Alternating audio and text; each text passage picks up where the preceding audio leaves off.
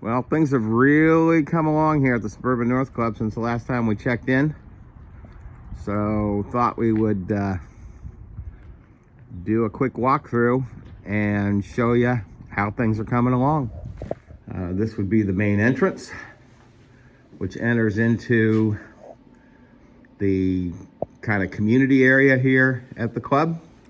You can see that we have in several of the fixtures have now come in the community area. We've got the long counter over there. There'll be basically, for want of a better term, bar stools over there. And you can see there are there's electricity hookups so that folks can charge phones and do that kind of thing. So there'll be a place over there where folks can work and stuff.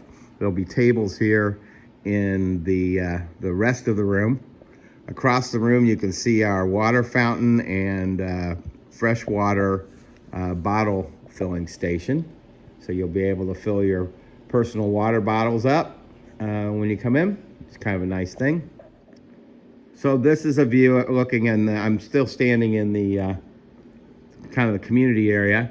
The door on the right there goes into the office, administrative office.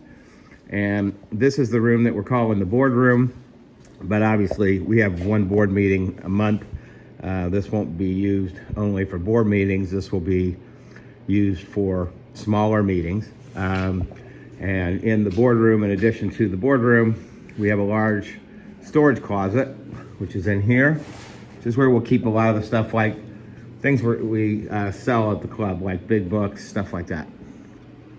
Turning back out here, we'll walk across the community area, and you can get a good look at our kitchen area, our warming kitchen, which is starting to really take shape. You can see this long swing around countertop with the radius wall here. And then you can see here's our kitchen area that's starting to come together.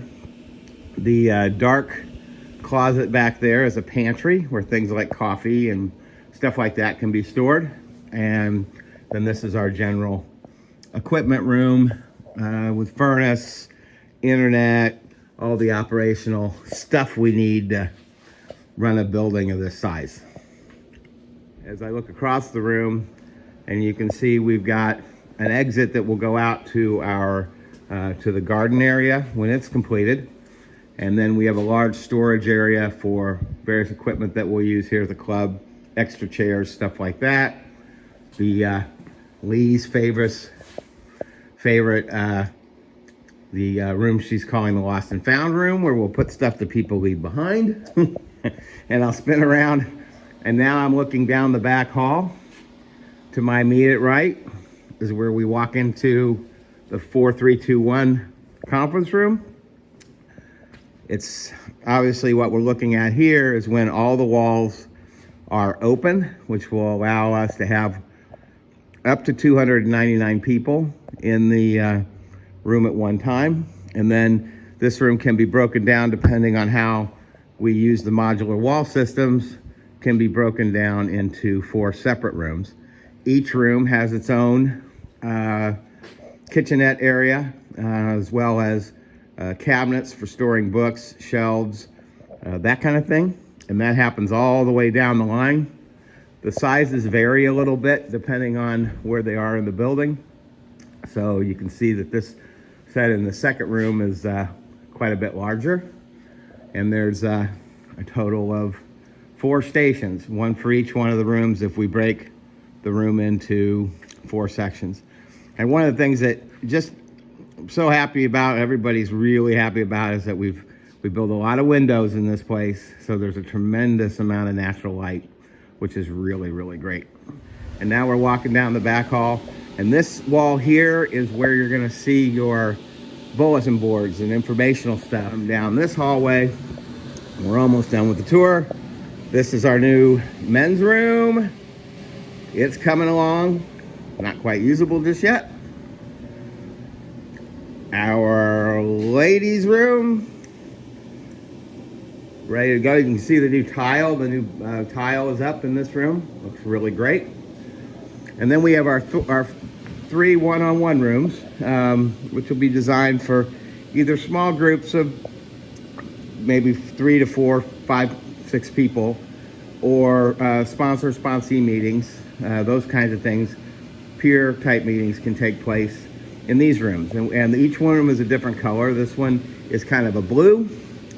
Next to it is our green room, and then as we follow on down the hallway, we come to this room, which is kind of a gold. So there's 3 of those rooms. We're now looking at the front hall, which again, lots of natural light brought in by those 3 windows. And this is where we'll be keeping our manuscript and artifacts for display for folks here in the manuscript room. So walk through the other side of that. We can get a real good look at how nice that big open window is going to be. Out here will be a small patio on the front. We'll have a patio out here where there'll be some chairs for folks to sit and visit. So that's going to be kind of cool. And that brings us back to the front hall. Thought I'd give you one last look at the outside. We are getting close to getting to the point where they're going to start putting up the outside facing, and that's going to make the building look really, really cool.